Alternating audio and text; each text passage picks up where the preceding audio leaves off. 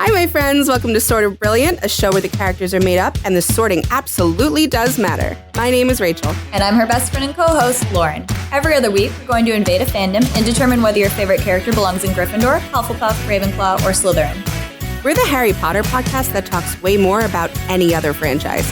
Here, we use the sorting structure from Harry Potter as a common language without supporting the author or her beliefs. As for the sorting itself, there's bound to be some arguments along the way.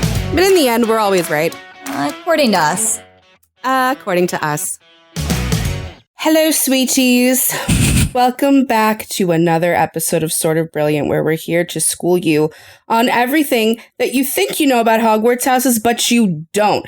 And I say that with my full chest because I've seen how you vote in the polls that I put up on Twitter. And I was disappointed in the boys one. Everybody just went for the generic.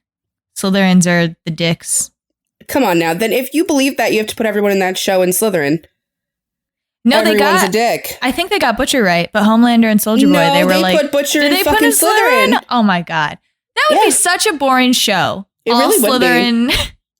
Like people would be dead within like 2 episodes. I don't know. Actually understand how you don't put Butcher in Gryffindor. I was gonna say, you think Butcher wouldn't have killed Homelander immediately upon the first chance he got? Right? Like, you think there would have been that dilemma? No. You guys need to listen to the show more is what I'm getting, because if this were Hogwarts, you would fail at the sorting class that me and Lauren would co-teach. So, I mean... in this universe, have we outsourced the sorting hat? Like it no longer has a job? I'm not sorting all those fucking 11-year-olds when they come in here. Jesus. Well, why would we have a sorting class if the sorting hat was there to just sing its little song? And okay, we're on a council of witches that helps people when they get sorted into a house they don't like come to terms. Except because so we're like social workers or psychologists. She gets like tons of fucking owl mail that's like, my child is not a Hufflepuff. My child belongs in Ravenclaw, and she's sick of it, so she hired us.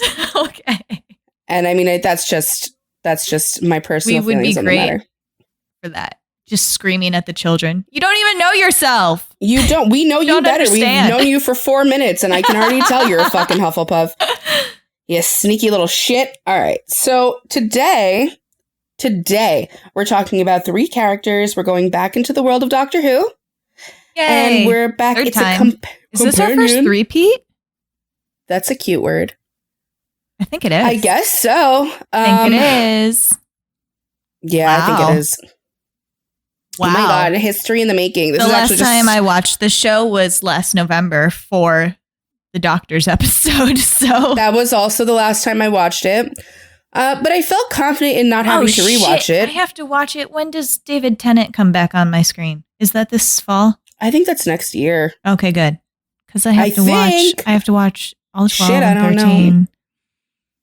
Ugh. Rip to Wilf. What is his name, actually?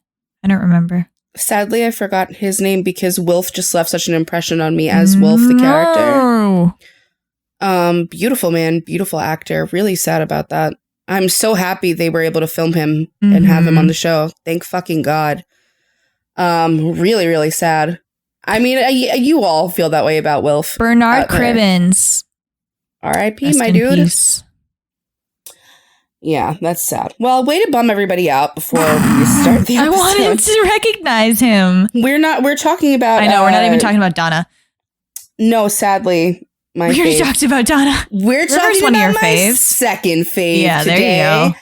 River Song and also her your parents. fave Doctor's companions. Oh, yeah. Well, he's my favorite. He is my favorite. There's no doubt about that. We get to talk about how... Oh, because all of Ten's companions were emotion houses. We get to talk about this one, who is a Gryffindor. It's interesting. Is a simp for a very specific house. Yeah, he really is. But, you know, the trope prevails. Except with Rory. But we'll talk about that. Yeah, but Rory's, like, I think, kind of similar to him. I'm not the biggest Rory fan, I know you're so not. I'm really sorry for those of you who love him. Yeah. I don't hate him. I definitely don't hate him, but I'm just like, he's just I have no feelings kind about of Rory. there, you know? but it felt wrong to not Not sure sort he him. deserved living in 1943 or whatever, but fine. I'm sure he was fine. Because he's quite boring, so he bores me. But we're going to definitely have a little conversation about Rory, because there is some contention about his house. I mean, no, but George brought up some good George arguments. isn't here. Yeah. He skipped this episode. He's parenting. But I'm very excited to talk about River. I love River. So, and the doctor loves River. And there goes my phone. Oh, Russell Central. Excuse me. If you can hear Rachel rustling, we don't know what's going on. If you can't hear her, fuck you, Zoom. Yeah, for real. What's your fucking problem, Zoom? I don't know. My Audacity recording sounded amazing. Oh no, According that to was Lauren, a little who bit has of no training. That was a little bit of New Girl in there. I've been watching too much New Girl. I'm almost done. Are you almost done? That's No. our next episode, in case anybody was wondering. Did you start over, or did you start from I had to start over. Okay. I had to start over, and I'm rewatching now. I'm watching the episodes I watched at your apartment last week. So I'm like, all right, fine. But George won't let me skip anything because he's now obsessed. Had he never seen it? Nope. He was the first time he saw it was at my house? Yeah. Oh my God. And he fucking loved it. I knew that he would. He would love Schmidt. They would be friends. Do you remember that personality test, psychometrics personality, whatever, that was going around on Twitter that tells you what character you are? Yeah. He got Schmidt. And it was Schmidt, then Winston. So he now wants them both in his house so They're bad. Not. Shh. That's right, Spoilers. I gave it away. Can't cut that. They might not know. They might not they remember. know. You talk about it all the time. You know what? The fans, they're loyal. The true ones. The true fans. Okay. But today we are talking about the 11th Doctor's companion. So you've got River, you've got Amy, you've got Rory. And River isn't really a companion. She's an equal bitch. She's his wife. Yeah. She's his wife. Clara. You should have known that. Oh, God. I'm never sorting Clara. Don't even ask me to. I know where Clara is. I don't even care. I know you don't. I don't want to know. I don't want to know shit about Did she, in The Sandman, were you, upset about her? No, she was wonderful in Sandman. Okay. Jennifer Coleman's a good actor. Jenna Coleman. She is beautiful, and she is lovely, and I just hate her fucking character. And you know what? It's a hard act to follow, the trio. One of the reasons I loved 11 so much was because when 10 died, I was certain nothing was going to compare to 10 and his companions, and then I just loved them all so immediately. And 11 seasons are my favorite seasons. I love the fairy tale aspect of them. I love his relationship with Amy, and I love his relationship with River. So it is just by and far my favorite. Where to start? With our least fave or our most fave? What do? What do? You made me watch this show, so I consider it your territory. Oh, okay. Okay. So let's start on neutral ground then. Let's go with Amy. Okay. Because we like Amy. We both like Amy, right? You like Amy? Yeah, I love Amy. Okay, good. I mean, she's probably the companion I relate to the most. Doesn't necessarily mean she's my favorite. So Rose is my favorite because I want to be her, but I just want the Doctor to love me. Yeah. The one I related to the most we've already talked about, sadly. It's over. I can't talk more about me today. Mm-mm. Sorry, everybody. I mean, you could. I guess. Donna Noble is my best friend in another reality. No, but Amy. So Amy is the one who Lauren watched and said, see, this would be me if I were traveling with 10. I would simply not allow him. I would simply not allow him to leave me behind. Yeah, that's exactly right. You simply may not leave. And if you do leave, I'll wait for your ass and then I will come on board. And she really fucking resents the having to wait. Yeah. It really colors her entire world and fucking molds her. It affects the rest of her life. It affects everything. What is she? Went to 4 therapists and they tried to tell her the Doctor wasn't real. She went to all those goddamn therapists. She prays to Santa Claus to fix the crack in her wall. She's... No, but I'm saying she went to the therapist who told her the Doctor wasn't real and she bit them or something, right? Yeah. Yeah. Okay, so we'll get into why she is her house, but first of all, her house is Slytherin. Hey. So that one to the books. Probably fairly close to me on the scale, too, to be totally honest. In that Leia Nat. I see it, and I would put her further down a little bit because yeah, you probably at the end of that grouping, but yeah, you don't have the really, really over the top flirtiness unless you get liquored up. She's very, very flirtatious, and her daughter certainly inherits that. So, but as far as her core personality goes, stubborn as a fucking mule. She man. is really flirtatious, right? That's part of the Slytherin. Not that she's flirtatious, but that she's dating Rory the entire time, and she never once thinks like maybe this will bother Rory. She's just like, I'm gonna do what I'm gonna do. I think she knows it bothers him, and she's like, well, you're a fucking idiot. I didn't get that from her at all. She was just like, this is me. Like, walk away if you wanna. I know you're not gonna. Like, yeah, exactly. She doesn't care. She looks at him and she's like, you beautiful idiot. Right. Like, I love you. You have to know that. Let me do whatever the fuck I want. I remember telling Rachel, too, I really relate to Amy's relationship to the doctor with specific people. Mm-hmm. Like, it's like infatuation, but not romantic.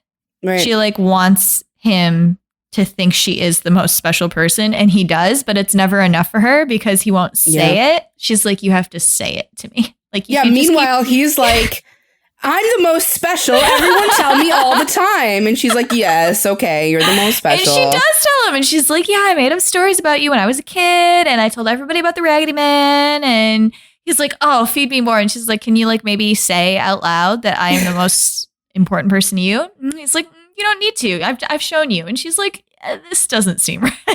Yeah, she does always want more from him.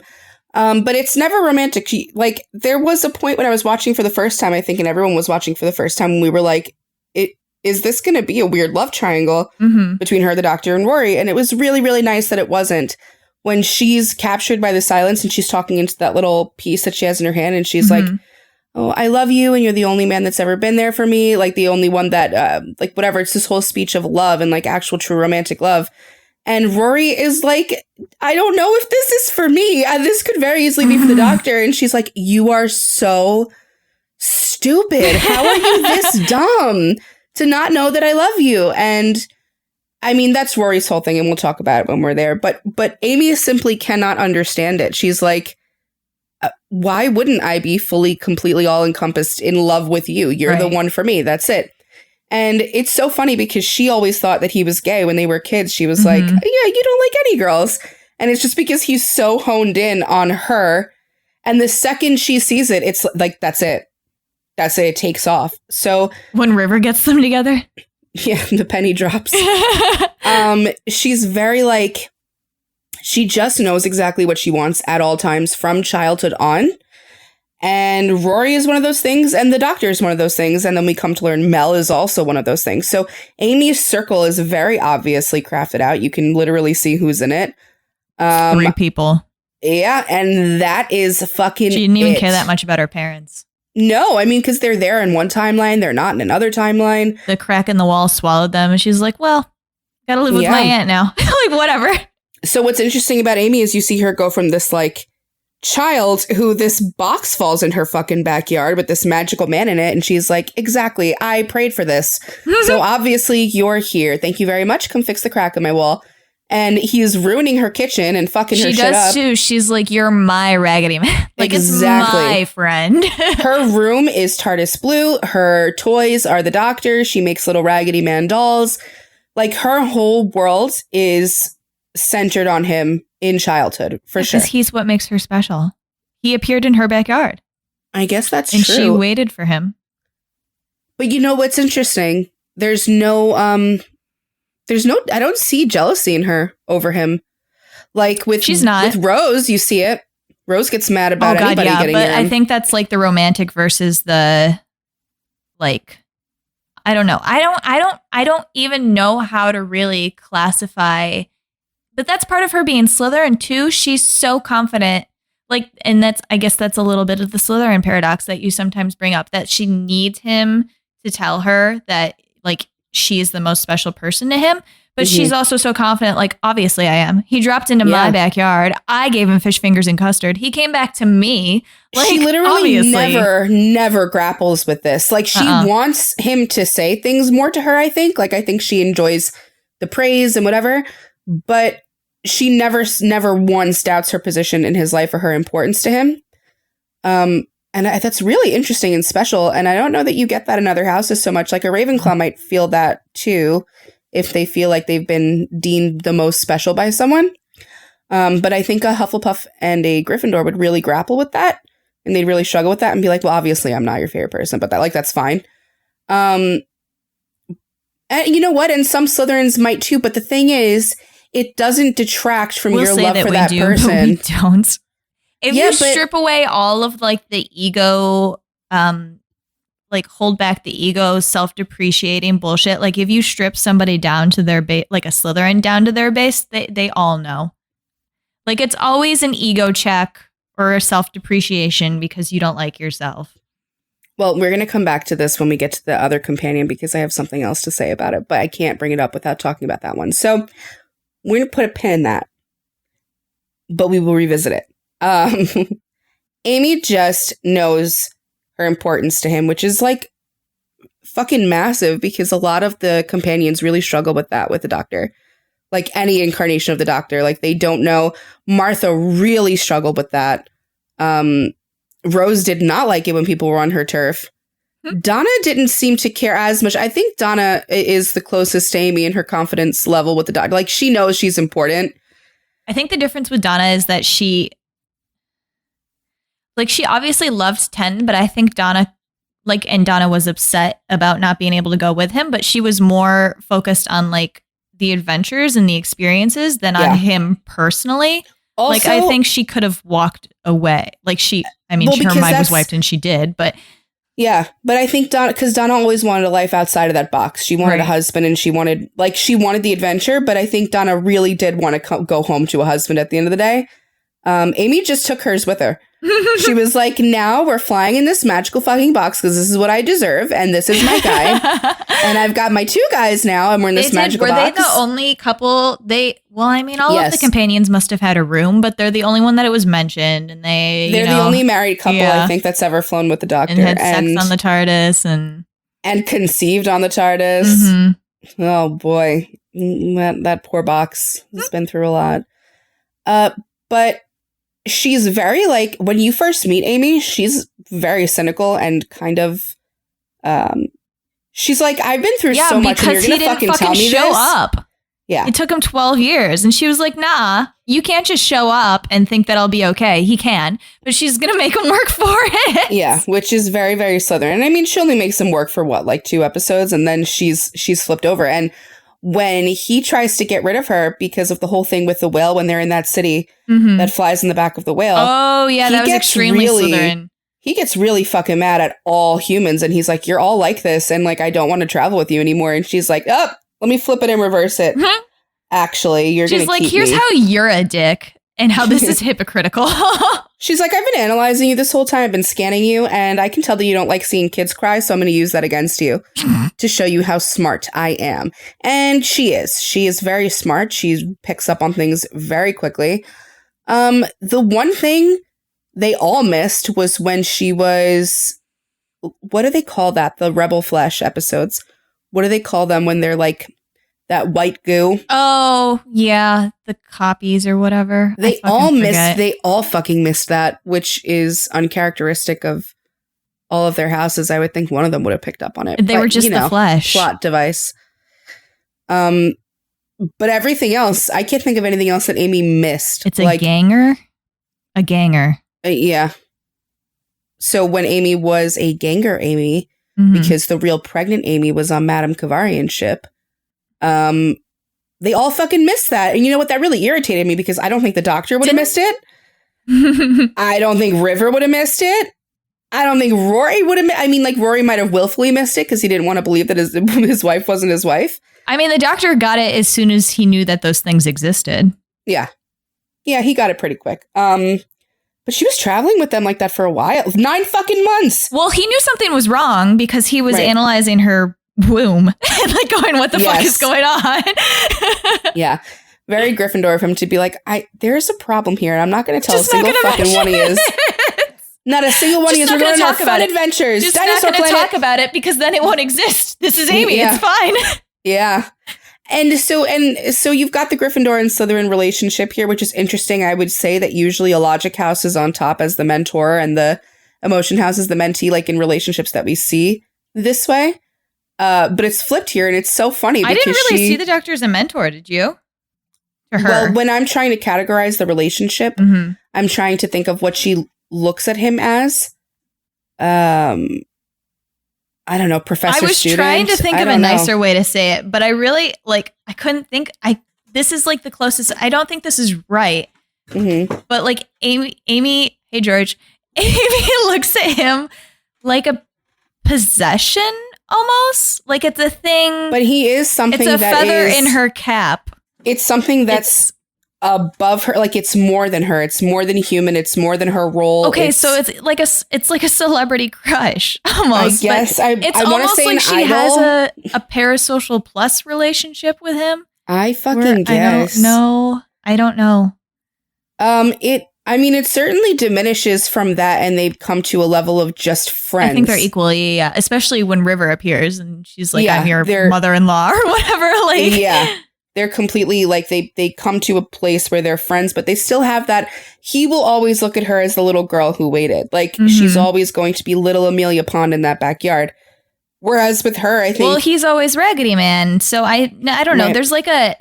There's like a fairy tale element to it too. That's why she dropped the Amelia, because she was like, I'm done with this bullshit. He didn't show up. Right. It's like if your favorite character came out of the story of your book that you read about, and you got to travel with them and be besties. Yeah. And it's not something like you don't fucking see it often. So I don't know what else to compare it to, because they do become this equal playing field where they both don't want to live without each other. Just, and it never touches romantic. It just becomes family. It just becomes straight up family. She's like the ultimate self-insert. She is. Where she where the character immediately likes her and she's the most important thing to him, and then they're best friends, and then, you know. And I think she is the most special to him in the group, and I think it's because he always looks at her with that childhood lens where like, this is Amy, I have to return to Amy, I have to take care of Amy, I have to protect Amy, keep Amy in the TARDIS. No, I mean, Amy's the whole reason that Rory's in the TARDIS. Like, I don't think the Doctor really cares about Rory. Like, he's fine with him. He's not like 10 and Mickey, but he's not like... I actually would say he is Mickey the Idiot for a while. Yeah, at the beginning. He's got to prove himself, and he does. Like, when he's a Centurion, I think right after that, it becomes like a real... Then now, Rory is an equalized part of the process, too. And, I mean, River shoehorns herself in there. Like, she's just as important. But Amy is what it's all crafted around. It's like she's the author or something. It's very interesting. It's her world. Which is very Stephen Moffat. Very. Of this arc, to be totally honest. But very, very. It's really interesting. I like their dynamic a lot. But then, you know, when it comes down to it, she's not picking him over Rory. At the end of her story, like, she picks Rory. She goes with the Weeping Angel. She gets taken, and she's like... I know. I mean, this is something to talk about with Rory, because it's something Rory that worries about, that Amy, like, pities him and thinks she has to protect him over, like, actually having stronger feelings for him than she does for the Doctor. Yeah. And I don't blame him all of the time, because sometimes I did feel that way, where she was like, you know, like having fun with the Doctor, and she's like, gotta go save Rory, or like gotta go figure out Rory's shit, like this is annoying. So I don't really blame, like, she was like that, but you're right, she did pick him at the end, and I think it was ultimately because she loves him, not because she was like, I can't leave Rory alone in 1943. No, I don't think so. Well, I mean, that was part of it, but they establish it in the later seasons that she loves Rory so fucking deeply. She tries to leave him at one point because she can't have kids anymore after what they do to her with River. And she's like, no, you just deserve better than this. And like, tries to take herself out of the equation. But she loves Rory very, very deeply. And at the end, when the angels take Manhattan, horrible, devastating episode, she straight up is just like, okay, bye, Raggedy Man. Like, I gotta go. I cannot leave him. I cannot live without him. He's her person. She does tell him, go back to that little girl and tell her something magical. Like, it's her last act is kind of selfish. Yeah, her last act to herself.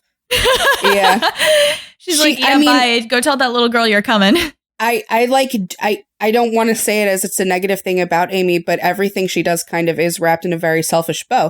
Mm-hmm. Everything is to serve her and her purposes and her needs, her emotional needs at that moment too. Like, she has to weigh them against each other, and she's straight up like, I'm not living without my husband. Like, this is my husband. You're my fun best friend, and I love you. You're my magical man forever.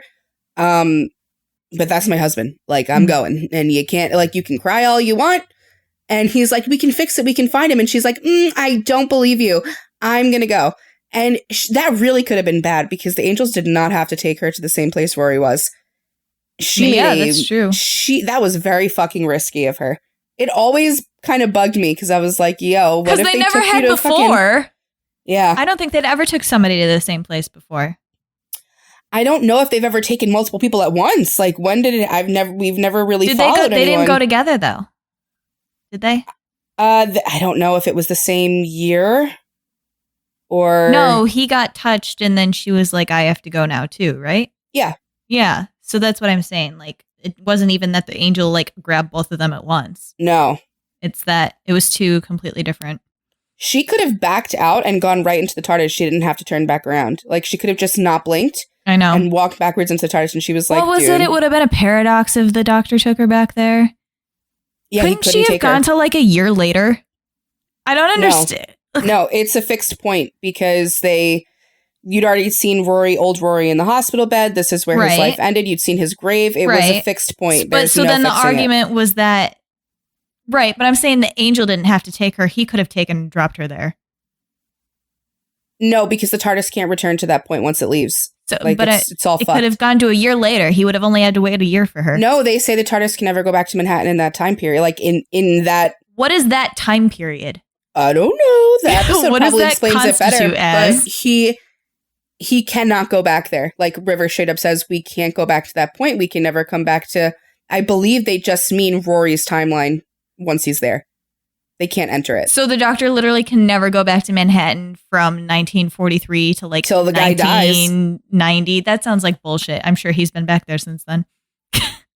Dude, if that were the case, then Amy would not have made that call. Well, it was made very quickly under duress, but... I don't know. I think the show tries to make it clear. But you know what? With this whole... as much as I love 11 seasons, so much of it doesn't make sense when you really like, how did he get out of the Pandorica? It doesn't make fucking sense. It actually just doesn't make sense. No, it doesn't. So a lot of it, you just have to suspend your disbelief and be like, okay, I believe what you are telling me. They cannot return there, so Amy has to do this whole big shebang and leave with the fucking angel and get taken back. It's just very risky. Very risky. She could have been taken to prehistoric times. I'm saying that it's bullshit that she got taken back at the exact same time. Yeah, it doesn't. I don't love it, but it is what we get. Unless the angels were like being nice because they got the energy they wanted from her. Shit, maybe. I don't know. But she makes that call, and she actually, you know what's fucking crazy? She leaves her daughter too. She leaves them both. She's like, you know what, guys?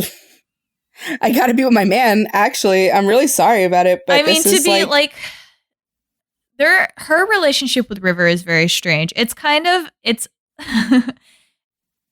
a little Soldier Boy in the sense that like, I didn't raise you, but it's different because unlike Soldier Boy, she's still like, I know that I should love you, so I'm trying really hard. But she is like, I don't really know you, and also you tried to murder me and Rory. And they try to fix that by putting her in their timeline as children and by saying they basically raised Mel as a kid. Right. But what that's going to do, what that would do for me is that would be my best friend. Well, yeah. And then also immediately like they find out as teenagers that she is their daughter and then she tries to murder them.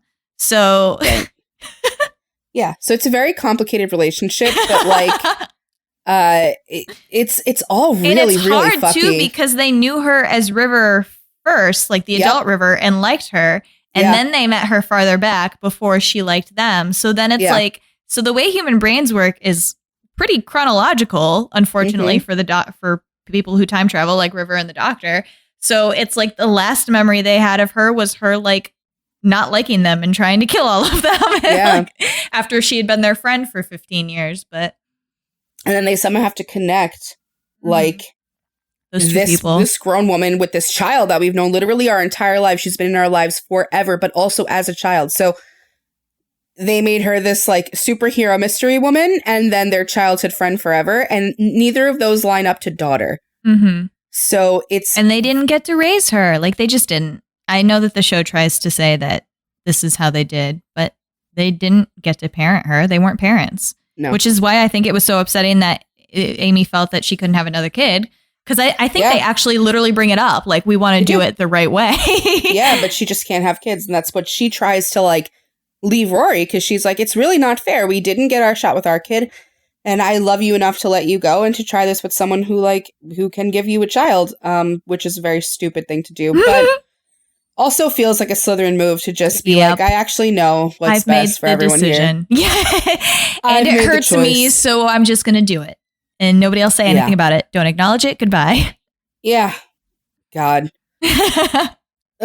She is very, very strong-willed and very, very selfish. But she is a good person. It's not the kind of selfish where you're like, oh my God, fuck this bitch. It's like, if you're in her circle, you're pretty lucky. Like, she's going to bat for you. She'll die for you. She'll whatever for you. But she won't leave Rory for you, is what we learn. Like, you've got the Slytherin circle. And I think in the Slytherin circle, there's levels in the circle. Even in your inner main circle, like not everyone can mean exactly the same to you. Some people are going to matter more. And he's her number one person. You know, the extremely Amy Slytherin episode that I think about all the time is when they're in that like spa center where she ages. So then it's young Amy and old Amy. And that's actually a very telling of the doctor and Rory's house too, because she's telling the older Amy is telling them like, do not save me because then I'll disappear. And they're like, we don't care. We want the Amy that we know back. Like, and she's very Slytherin in telling them that like, that's not fair. I've existed. And the way that she survived was very she had not been with the doctor long and she figured out this entire like spa in order to survive in it and not be killed.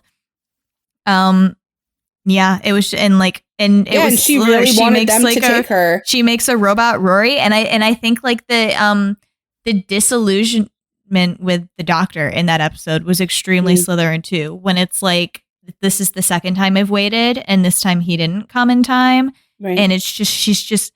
I've always said like Slytherins, like there's no middle. You love or hate. Like one of them turns into the other, and then like once you're there, you're there. It's fucking Mr. Darcy from Pride and Prejudice when my good opinion once lost is lost forever. Like, she is like, fuck you. I've given you enough chances. I literally gave you my, like, I idolized you is what you said. Like, I've literally given you that and you didn't come get me. And she tears him up. Like, she's gets mad to him. Yeah. And she affects him too. She knows what to say to him to get him to be like, oh, I feel bad, which was hard to do with 10. Like, it is hard to do, and I think 11 even at that point was like, I hear ya. Add it to the list of things I hate about myself. I'm still not taking you. I'm gonna take the young one. Yeah, I want mine. But you see Rory really grapple with that. He really struggles with that, and that's not the first or only time we'll see Rory struggle with something like that. So I was gonna say, I think that speaks to Rory's house too, because that Amy had proven beyond a shadow of a doubt that she missed him. She made the robot Rory, who was like her companion or whatever. And she was like appealing to him and the Rory, I love you. Please take me with you. Don't leave me here.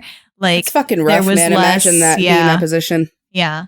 I hated that episode. There was less doubt for him, especially with how mad she was at the doctor, that Amy was for him and not for the doctor. This one. She really likes me.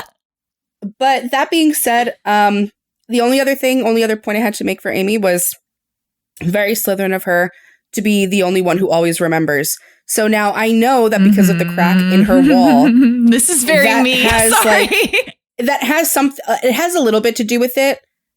Like the crack in her wall is seeping into her fucking psyche as she's growing. Like, of course she's going to be a little extra special, but it is very interesting that she's the only one always having faith, always believing, and that belief and that faith in him and her relationship to him is strong enough to conjure it all back. There's no reason that she should be able to remember at her wedding all of this existence and just remember it back into being real. And it's really a testament to her house because it's very like, this is a core part of me. This is not just a memory. This is my story. It's mine. It's me. It's strong-willed. Like, and it's like Slytherins are very, it's like connected to the end goal thing. Like, I want this to be, so I will make it be, even though it was subconscious for her at that time. She was like, this is my life that I want. Like, this is it.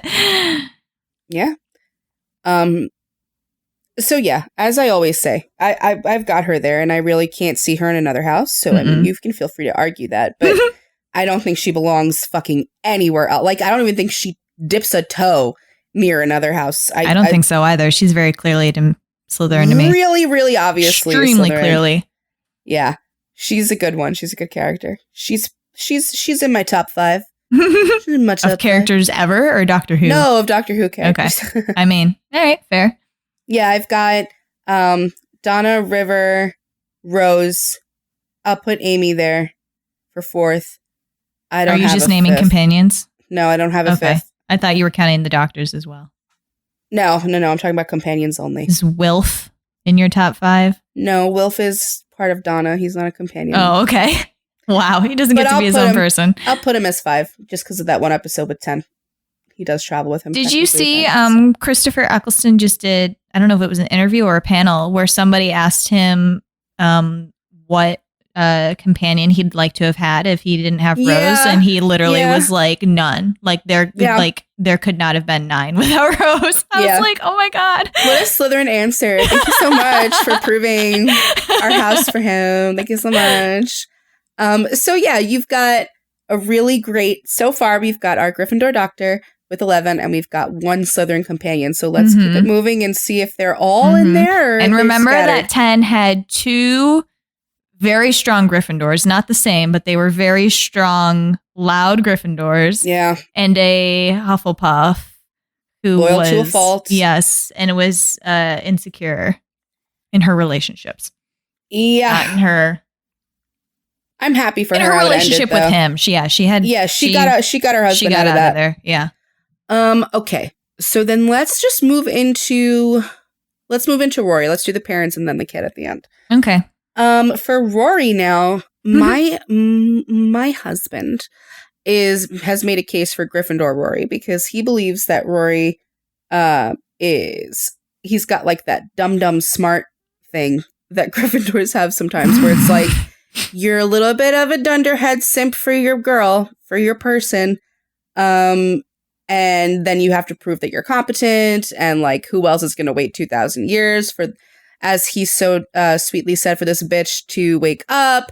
And and then Rory would punch him in the face like he punched the doctor in the face. And that's all fine. And I see what he's talking about. Like I could make, see, it's not like Amy, where Amy just belongs in Slytherin and you're not going to fucking ever confuse me on that. Rory is a little bit trickier because there are times where I really relate to him. So like with the Rebel Flesh, with the Ganger humans, he latches onto one of them and he's like, this is a fucking person and you're not going to convince me it's not a person. And even with the old Amy, he's like, he sees life and he sees that there's something of value just simply because it's alive, and he's a nurse and he wants to take care of it and he wants to fight for it. And he's not very stubborn. I see all these as the other house. But he's stubborn about that. Like when he thinks he's right, that's when you see Rory's temper come out. That's when you see him get... So anyway, I'm just reiterating the conversation that I had with George for y'all. Okay. So I can say that the only time I've ever seen Rory be like, I'm right about this, is when it's in his specific field where he has studied and feels when he's the most competent in. Yeah. So he's like, you cannot tell me I'm wrong because this is what I do. Right. Which is a different house to me. No, it's true. So, and when you look at it through the lens of what he does, because even I just said it as I was talking about the Gryffindor argument.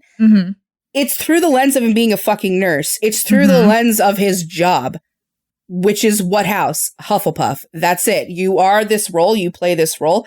That's the only thing Rory's ever been confident in. When you first meet the motherfucker, he's like, he took videos of the patients waking up from comas on his cell phone. Mm-hmm. He's getting in trouble at work about it because he feels so strongly about what he's seeing at work.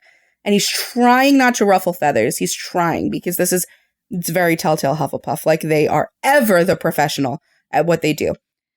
But he's willing to risk that because he's like, no, but I'm right about it. Mm-hmm. And it is the only time you see Rory get really mad. And actually, I'm thinking about it more now. This may be related to, because like his role is definitely as a nurse. Like that's how he understands himself and his place in the world. But it's also as Amy's lover to fiance to husband. Like he wants to be that person that Amy goes to and is like, I need help. Like and he wants to be it from everything from like, I need help moving the refrigerator to like this alien trying to kill me. Like he wants to be. He wants to be her great protector. And I almost feel thinking about that's like a little related to being the nurse thing, because you see him getting upset when she gets hurt and she's like taking the doctor's advice or whatever. And he's like, I am a nurse, or like the pregnancy. I think that was a thing too. Or like when Amy was telling him, I'm going to leave you because I'm not having kids. And he's like, I know myself and how I feel as a nurse. Like he's like, I'm fine not having another biological kid. It's okay. Yeah. This is our journey. It's fine. It's love. Right. Same with you.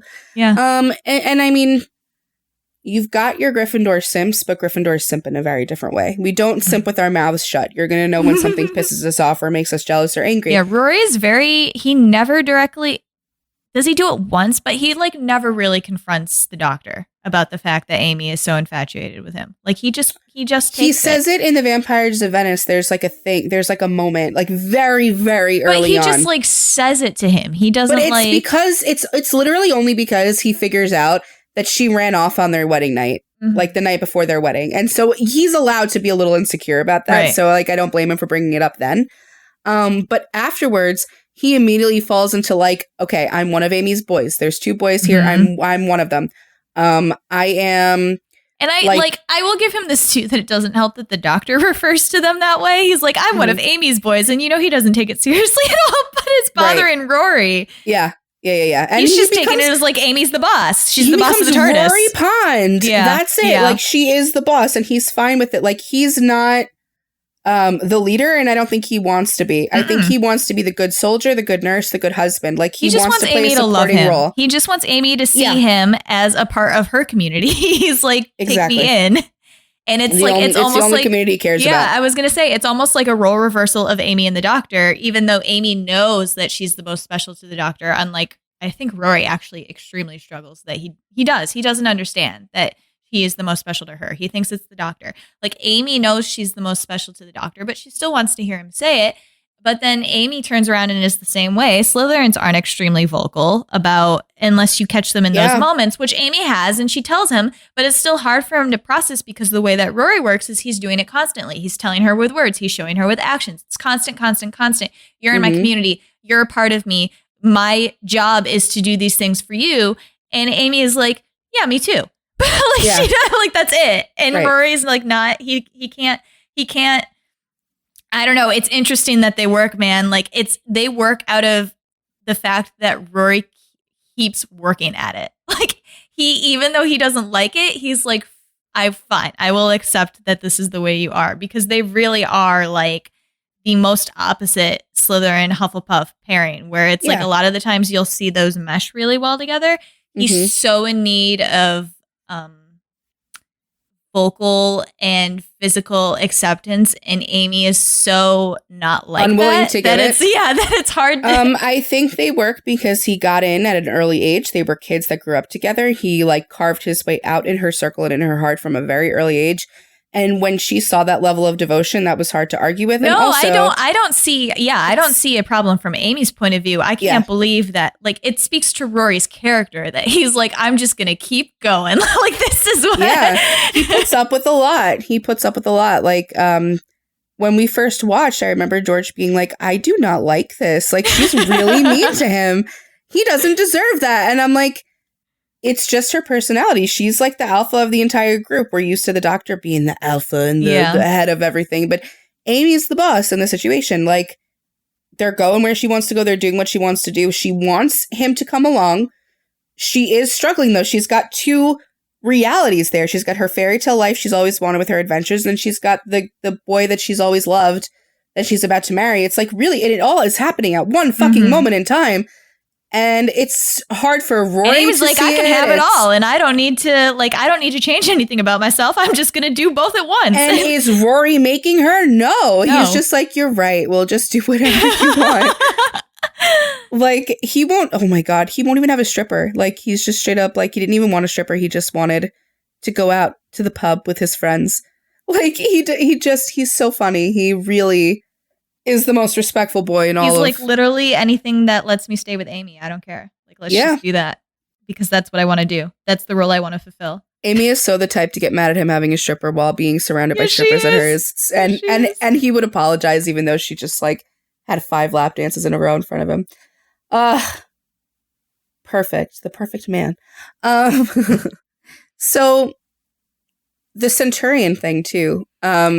Yeah, the fact that he waited for her for years and years and years. 2,000 years, man. 2,000 years. So they're now the boy who waited and the girl who waited. So they have more in common than is I think that's the point where at least Moffat's intention was to put them on equal footing at that point, right? Because it's so weird that he did it in this way because Rory's the one who's been doing stuff for Amy all along. But we've just seen it as like, you simp.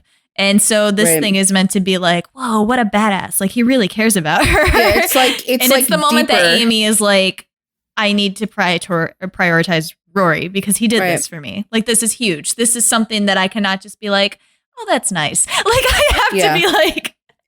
Yeah, that is definitely the moment that the tides turn. Like, it's, they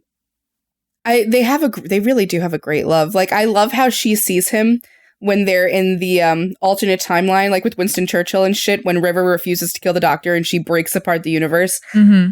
And she's got the eye patch on and she's like, I remember this guy and I can't like get his face completely right. And it's like this muscle man fucking macho dude. Yes. And the doctor's that's like, how really? She sees him. Yeah. That's how deeply she loves him. She's like, that's my guy. He's the most handsome guy in the world. What do you mean?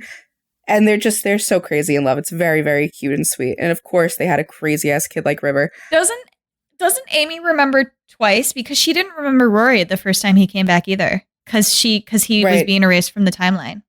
I think given enough time, Amy's got the power to remember it all. No, I know. But I think that, again, also speaks to Rory. Like, as a relation. Like, it's, you remember people who are that devoted to you. Yeah. But he gets completely white, like he never, like was never born, was never there. There's right, exactly. But he knows who she is when he is back as like the robot Centaurian or whatever. No, not at first. They both don't remember each other at first. Oh, that's right. But they just know they want to go on a date with each other. They both he's like the first one to know, right? And then he's like, why doesn't she know who I can't remember. Yeah. It comes back to him. I was like, I was pretty sure that was it. I didn't really understand that plot point either. Why was he a robot? I don't know. It's truly it so never much came up ridiculousness. Again.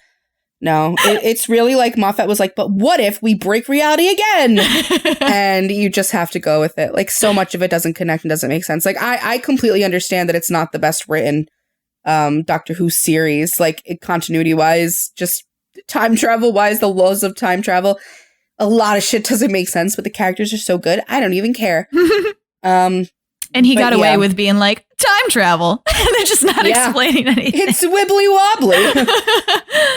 But so also what speaks to the Hufflepuff thing is just the fact that he's constantly being reanimated and brought back to life. And every time he does, well, first of all, he's completely cool with it and confident about it. He's like, yep, might as well die again. I guess that's fine. Mm-hmm. Because he knows he's going to come back. And he always comes back as some kind of soldier or protector. Yes. And he always comes back in that role. I'm the soldier. I'm the protector. And I'm here to protect everybody. But really, like, Amy is my main I was going to say, too, the fact that he comes back as a Centurion when Amy had this whole thing for the hot Italians invading. Like, he was like, I will come back is what Amy wants. Yeah. And he just, it is very Castiel. He always molds to whatever his charge wants. And he plays it well. Like when she has Melody, she's telling her, she's like, your father is a badass motherfucker and he's going to come through those doors and he's going to fucking kill and slaughter everyone to get to us. So like, don't worry about it, baby. And he does. Yeah.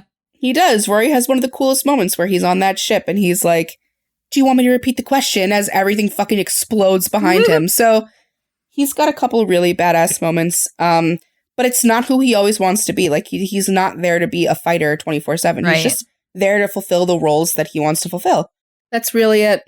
He literally doesn't care as long as Amy thinks he's amazing. Yeah.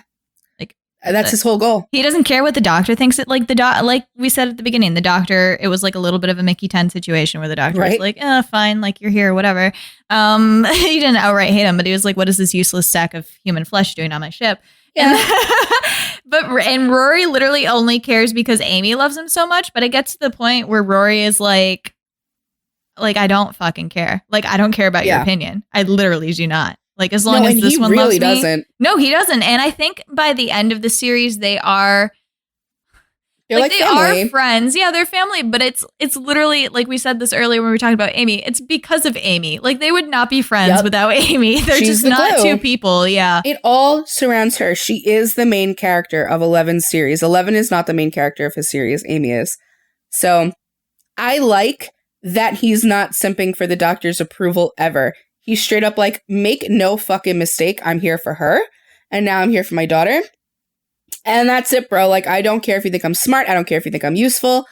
But I do like that they reach a point where they both really like each other and like each other's company. The doctor gets really excited to see Rory. But yeah, there's nothing without Amy. And I mean, and that's very much the core of Rory. So it's like, I don't have too much to say about him because all of it revolves around Amy when it comes to Rory. So, I mean, yeah, he's definitely Hufflepuff. Definitely Hufflepuff. Got a lot of Cass in him. Go back to your husband. Tell him. Yeah. He was like, no, he's definitely, I really think he's one of yours. And I'm like, I really don't think so, dude. I don't know. 2,000 years? I don't know. Guarding a box? I don't know. I mean, I guess a Gryffindor would, but God, will we complain about it? Yeah. You'd be reminding people every second. You know, when I spent 2,000 years guarding that box for you? You know why I'm here right now, still guarding this box right now? Let me tell you exactly why before I kill you. Insufferable. But yeah, he just does it quietly and strongly. And yeah, he never, like, you're right. He never brings up, like, he never asks for praise from Amy for doing that, or is never like fishing for it, or is like, I did a really cool, like, he just like, and he's just, when she gives it to him natural, because I'm getting it now.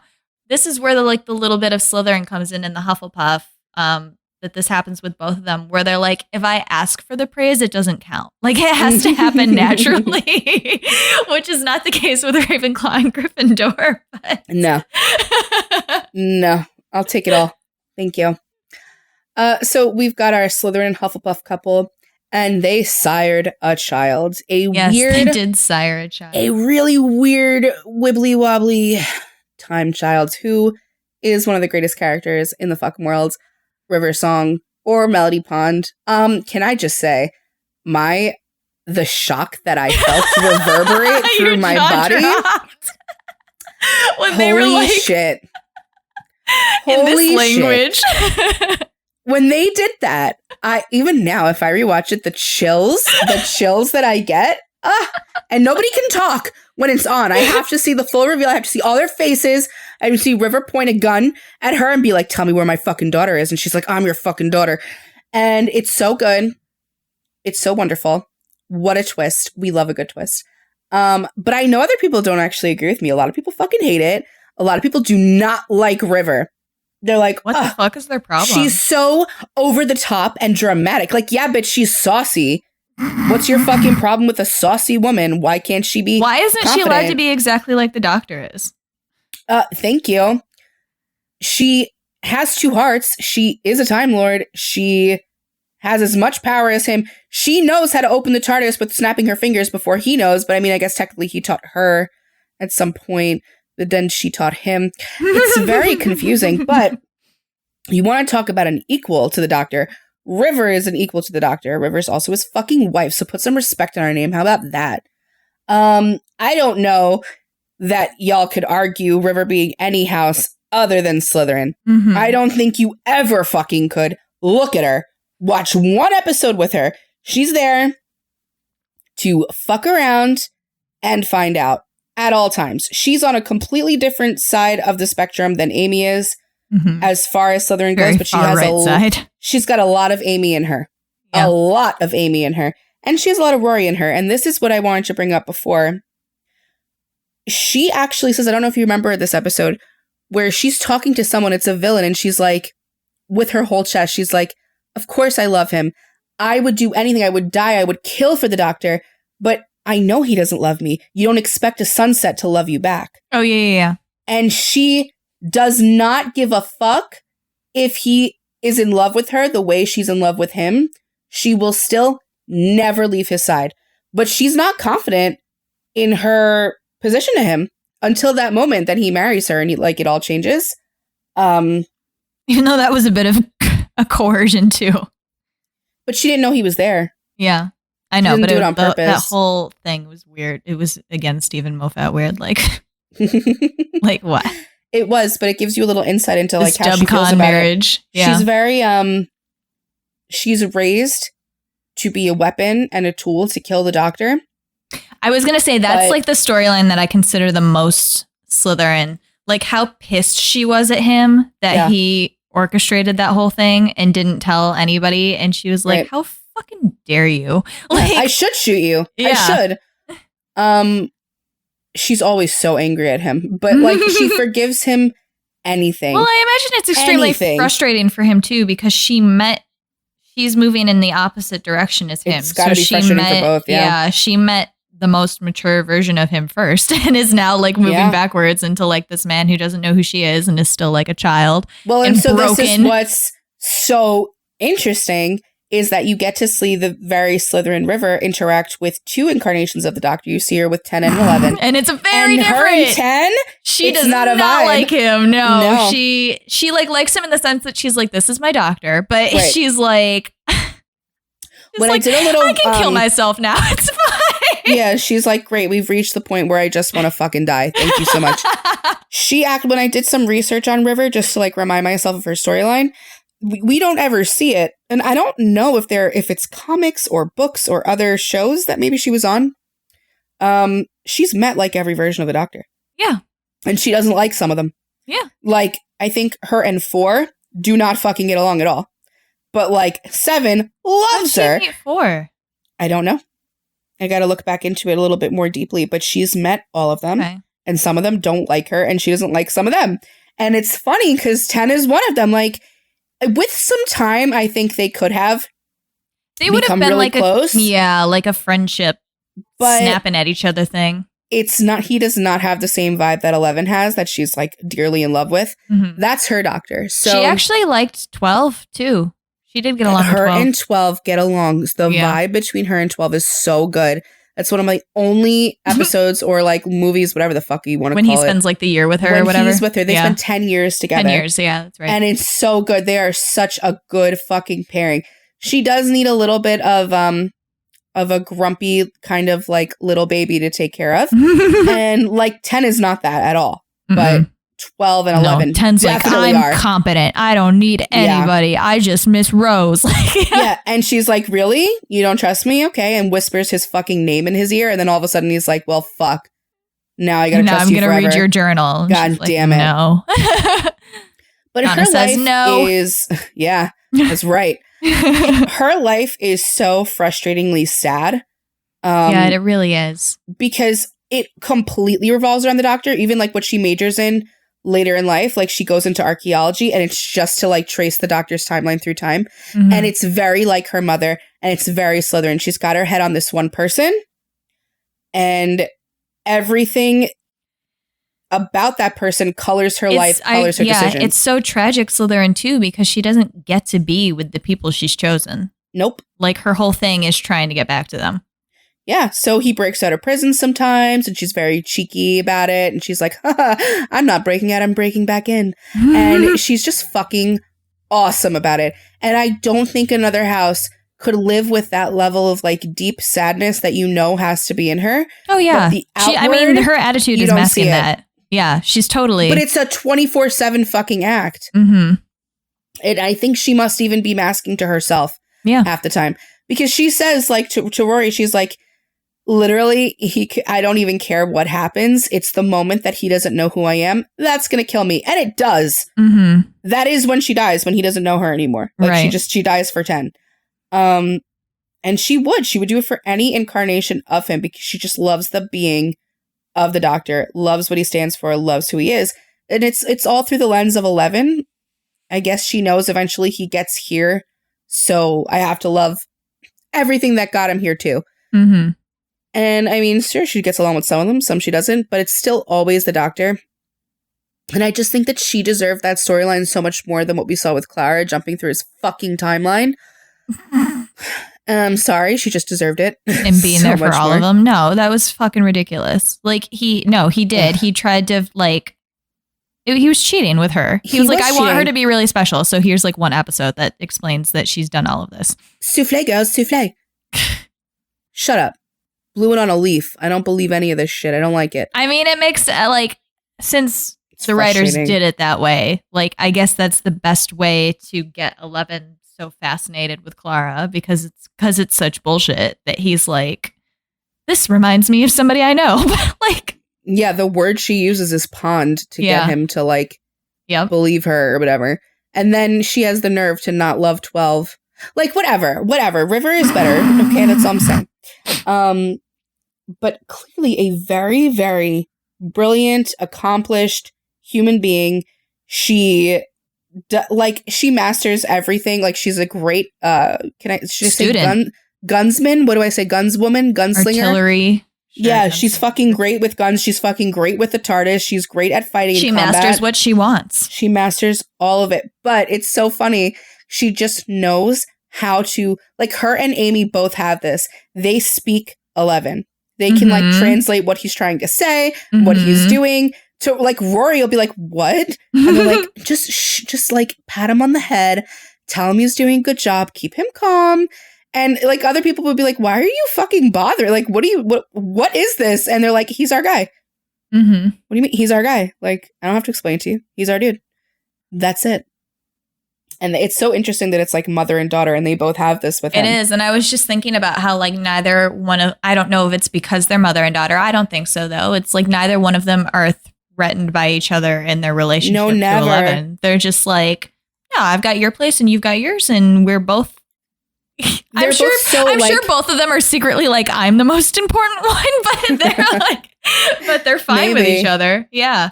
I think they love each other so much that they're just like, we're just important in different ways. Like, we play two very different roles and neither one of them would want to play the other role. Mm-hmm. Like, Amy would never want to be his wife. No. She'd be like, ugh, get away. But like, oh, spaceman. Yeah. Spaceman, I don't want to be your mate.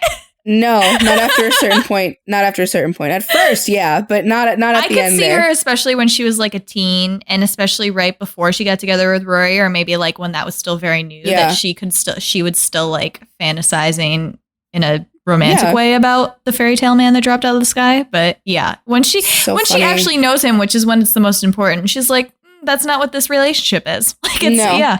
And she's like completely fine with it. She's like, I actually have my husband. Just keep taking me on cool adventures and telling me I'm special. Mm-hmm. And it's really kind of the same for River. She loves him romantically. She wants him romantically, but she doesn't need, like, she wants him to say things. Absolutely. She wants him to flirt back. That's why she flirts. But she doesn't need it at the end of the day to still love him with like all of her. Mm-hmm. It's still her whole world. Like, he's her fucking son. He is everything. She wants to learn everything from him. I was going to say, it's just so Slytherin of her, too, that she was literally born to kill the Doctor. Like, that's what they bred her for. And that she was taught all about him and studied him or whatever. And, like, came to her own conclusion to be like, I'm going to love him. Like, you know what? And again, you see it again. It's a fucking Slytherin thing. She's conditioned to do this. She's in the astronaut suit. She's not like, there's no fighting against it. You can't fight against it. And she fucking empties out her cartridge into the ocean, and she's like, actually, I'm not going to do it. And he's like, you're literally ripping reality in half. She's like, she's like, yeah, I can do that. Oh, well. And you know what it gets me at the end? A marriage. I'm now your wife. I don't even care. Like, and then at the end, that's what I have to wonder too. Like, because she's like the Doctor in this way. Like, you see it more overtly in 10 than 11, but they're always weaving their little like thing. You know, like they understand time and space, and like I can get to this point if I can do this. Like, there's a whole grand scheme of things going on here. And like I said, it's more overt with 10. 11, you don't see it until the end point when he's like, I've been doing this whole time. Like 10 is so obnoxiously about it the entire way through. No, 11 has to have his theatrical fucking reveal at the end. He has to be like, here's my fez and my trench actually, like, I'm in a robot. I'm a tiny little me in this big robot. Look into my eye, River. Yeah, but she is like that too. She like knows, and this is Slytherin of her in that it's end goal where she's like, I'm going to get to this point. And like she's kind of cheating as well because she's moving backwards through her this timeline, so she knows what's coming. But she's like, I'm gonna make it happen because I want it to. So yeah, I'm going to fall out of this building on my back and blow you a kiss, and he's gonna catch me in his TARDIS. I'm gonna write you this little detective book, and you're gonna do everything that I say in it. All of it. All of it. And he fucking loves it. He loves it. Loves River. He's like, you're so fascinating. He's like, you're so easy. Flirt with me more. You are so easy. And I love it. And Amy's like, oh, Doctor, you love her. I love it. And it's very, like, the two Slytherins in his life, they both get him, know him, understand him, know their place with him, are confident in their place with him. And even, like, if they're unsure of something, it doesn't matter. Like, they've chosen him, which is, I think, a lot of people that had criticism for the seasons were like, oh, you made a man the center of their universe. You made this man the center of everything. What I think you're ignoring is they're choosing him. Right. They're putting him there. They could very easily just like stop and go live amazing lives without him. And they don't need him. Does. They do not need him. They don't need him, but they want him in their circle. They want him there. They keep making it happen. They keep like, River keeps showing up and putting herself in there. And she's like, haha, spoilers. I'm not going to tell you shit. But like, it's important. It happens this way. She's fucking carrying so much. Oh my God. I feel so bad for her, actually. I do. Yeah, if you think too hard about it, it's really depressing. It's so fucking sad. And she's just so fine with it. She's like, I know time is running out. She's fine with it because she's like, every moment that I get with you is special, and I get some of those moments. Like, I'm guaranteed some of those moments. I couldn't live like that. No, I couldn't either because she knows that she's walking towards that day that he doesn't know her name. Like, that's what she's heading for. She just doesn't keep for everybody else in the world, your relationships only grow stronger and get better, right? And hers is getting weaker and weaker and weaker. Oh my God, it's so really sad. I can't. I hate it. But I love it. It's fucking brilliantly done. Like, if you go backwards and then watch her whole thing with 10, I remember when she was first introduced, I was like, who the fuck are you? Yeah. Like, what is this? Why do you know think you shit? are? Yeah. I got very rose about it. I was like, why do you know him? Why do you think you know him? And then very quickly, I was like, oh, you're definitely my new favorite. You're hilarious. But you never see the sadness. You never see the panic. You never see the fear. She's just got a smile on, and she's hot. And she's like, amazing. Her ending is that she saves all those people. So, and he saves her. He puts her in the database. Yeah, because he can't bear to be without her either. That's so fucking tragic. I can't. That's what's like. 10 doesn't even know at that point, right? Like, he doesn't even know why he's doing it. He just does it. He just does it. Yeah. Oh no! It's so sad. And her last words are goodbye, sweetie. I know. Like, goodbye, Dean, and hello, Dean. Shut up. I'll cry. I can't do it. So much tragic love in our worlds, in our media. Oh my God. I think there's something wrong with society. Yeah. Stop it. Also, stop with the Gryffindor Slytherin shit, please. You can. It's so good. So delicious. They have such a wonderful relationship. It's a great dynamic back and forth. It's so funny. Do you have to? We've sorted 12. I know what he is. Is it the same thing? Yeah, that's interesting. Well, I don't know if you What? No. No? Mm-mm. But close. Oh, okay. Which makes them a very interesting dynamic too. Yeah. Rachel and I are mouthing words at each other, so you can't hear us. You'll see it when you watch We have to do 12, 13, and wait for 14. That's the next Doctor one. I just want to talk about 14. Can we just talk about 14? I would talk about Capaldi. So fucking He is. good. He's going to be amazing. I wish we could have an episode where we talk about New Tenant, because I feel like I'm going to be excited about it, but we already talked about it. We could do like a mini episode where we talk about the new thing and like all the characters that come back, and we can be like, see, reaffirm that we were right. Look at this fucking Ravenclaw. Yeah. Okay. So it's funny because 10 had all emotion houses and 11 had more logic houses, but he did have a little bit of the emotion house, but the emotion house had quite a logical side to him. He's and very also much like a soldier. it's not like he listened to the emotion house. Like No. the Slytherins were the ones who bossed him around. He was bossed around by Slytherins. I love this dynamic on Doctor Who where like the Doctor's one house and the most important companions are another. Like the polar fucking opposite, and it works so beautifully. It does. The Ravenclaw Gryffindor worked really well too. So who was the Ravenclaw? Oh, Donna. The 10 and then Donna and Rose. Yeah. It worked really well. Yeah. It's a very good dynamic. I love 11 so much though, guys. I love 11. And he's amazing in the new Game of Thrones show that I swear I wouldn't watch. Oh my God. I'm only watching it for him. I saw a tweet that was like, all you people that said you were never going to fucking watch Game of Thrones again came running back, didn't you? Fucking Matt Smith's fault. He's too good. It's like dangerous. Did you watch The Crown with him? Yeah, he was really good in that too. Yeah. The only thing I won't watch him in is Morbius. I'm sorry, Matt. But I love his attitude about it. He's like, so what? Some movies are good, some movies are bad. Yeah. Anyway. And he's like, now I'm in fucking Game of Thrones. I don't give a fuck. Making bank. Oh, I love him. And I wish that I could see them all come back together. Like, I'm such a clown. I'm really hoping 11's going to be in this Doctor Who, whatever this is. I'm such a fucking clown. But are you hoping the companions will be there too, or just oh my 11? God, please finally bring Jack back to these people, please. Like, bring River, do it all. Bring Capaldi. See, I feel like I feel like I've gotten what I like. I shouldn't ask for any more because I get Donna and 10.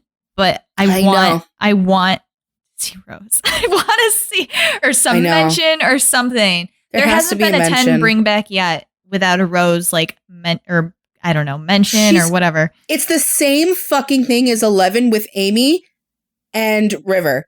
It's the same thing with 10 with Donna and Rose. They are both so significant to him in such extremely different ways. And they're both equally important. Like, you can't have this Doctor without those people. Like, please bring Rose back. Please don't fucking do me like that. Don't do me like Let's that. have the 10-2 Rose show that we were promised, and then oh my God, please. Yeah. With their little baby. Yeah. They have a little baby. Oh my God. I'm very excited about Doctor Who. I would like more 11 and getting River. back on track. Thank you so much. Yes. I Very excited feel that we for deserve 14. That. Oh, it's going to be so good. Yep. I can't fucking wait. It's going to feel like Doctor Who again. It hasn't felt like Doctor Who in a while. Like, it's, you know what happened between 10 and 11 where the camera styles were different and like it looked like a different show? That happened when Jodie came changed. Yeah. Because Chibnall took over and it doesn't look right to me. And I just never attached to a single one of those companions. Didn't really care for the writing at all. So I'm just very excited. This new Doctor looks extremely promising. Judy, right? That's his name? Judy? Yeah. Oh, I love. He's so cute. I can't wait. Oh my God, please. Please give it to me right now. But okay. Thank you for joining us and letting us just like wax poetic about how much we love. We love Doctor Who. We do. We're nerds. Next time's New Girl, which I don't know that we've actually settled on who we're sorting. I've sorted everybody on that show. The main four. I know. Oh my God, I have to tell you what I think Coach is. So, okay. Well, wait, Coach isn't one of the main four. So now it's Winston, Nick. No, I wasn't gonna sort Coach on the episode because Coach, like at the point I'm at now, Winston is taking over. I'm saying that Winston is taking over. No, I know all of them. I know all those 5. I know Allie. I know, or who's Winston's wife. I know Cece. I got them all. They're very obvious, guys. Mhm. So I'm going to be really fucking upset if the polls are wrong. I even know Megan be really Fox's upset. character. I got her pretty quickly. I don't remember her on this Reagan? show at Yeah. all. All I know is, guys, apparently Zooey Deschanel and Megan Fox didn't like each other. Mhm. So, and I like read some extremely old tea about it the other day. Mhm. And that's interesting. But I'm like really excited. I'm in season 2 right now. I do not I'm remember about to finish season 7. when Coach comes back. I do not remember Reagan. I don't remember fucking anything. So I'm really excited. And I've also got them all sorted. And me and Lauren So you agree. sorted Coach before seeing Coach come back? I sorted Coach based on the first episode. I was going to say his character develops a lot. Does Like, it? He goes through a lot. So then my opinion will change. Okay. All right. But anyway, you'll see that in 2 weeks. And yes, Or hear and then that. after that is it's our 50th episode, guys. Woo! Holy shit. We don't know what we're sorting yet. We have We to don't figure know. it out. It feels like we've done more than 50, guys. Like it really does. Well, we've been going for 2 years. Yeah. Almost 2 years. Wow. Yeah. Holy shit. I know. Where the fuck did the time go? I don't fucking know. I can't believe we're still doing this. Go us. We're just gonna talk about each other. We're gonna be like, this is why On you're the 50th excited. episode. Yeah, we haven't decided if it's going to be an actual episode, if we're having guests, like what's happening. We don't know. Better decide quickly. I know, right? Yeah. Well, that's tomorrow's problem. Today's problem is you going on iTunes or Apple, wherever, and rating us 5 stars because you love us so much. And we love you too, random citizens. Please, please tune in next time because I'm very excited about that episode. And thank you for being here, listening all this way through. If you have been listening this whole way and you're still listening, I'm going to reward you with a secret. And the secret is that I love you. Have a great rest of your day. Okay. My other secret is that I'm really scared of the leprechaun, the horror leprechaun. I know that. You've talked about that. There's no way you haven't talked to I have to tell you I don't think I have I have one. to stop because I have to say something. Wait, I owe them a secret now. Okay. All right. I fucking hate claymation. Have a great day. Love to you all. See you next time. Bye. Thank you for listening to Sort of Brilliant. If our sorting choices inspired any rage or excitement, we'd love to hear from you. We're open to feedback, suggestions for characters to sort, and solid counter-arguments with citations. Never forget your citations. You can find us hanging out on Twitter and Instagram at SOB_pod or shoot us an email at sortofbrilliant@gmail.com. And since we're not above begging, please rate and subscribe to Sort of Brilliant on Apple Podcasts, Spotify, and wherever else you listen to podcasts. Please share our posts on social media. And if you're a Gryffindor, maybe you'll inspire sorting fights among your own friend group. The theme music is Hot Shot by Scott Holmes. Can't wait to sort with you again next time. Bye!